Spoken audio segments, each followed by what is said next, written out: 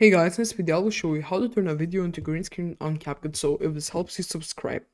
It also works on your phone. So first of all, I dragged a new video on your project in CapCut. Then what you want to do is go to Google and find green screen, just like that. So take any green screen and save it to your device, and then drag it down on CapCut. Uh,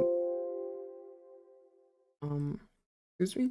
So then just drag down your download the green screen. So here save image as or save to photos, and once it's downloaded you can or go to media, or you can go for the CapCut library and take one green screen.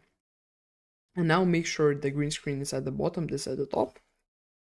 And what we need to do is we can select the ratio you want how long the green screen to be. So if it's you want it longer, you can copy paste it just like that. And yeah, now we can make it shorter. So here it is. So I see nothing seeing, so what we need to do is click on the video where you want to remove the background. So go and remove BG and click on auto removal. And now it's automatically removed. Just like that, you can put it how you want, and you can also take the green screen and adjust it. This is how you do it. I'm just gonna put it this like that. So this, as you see, this is removed.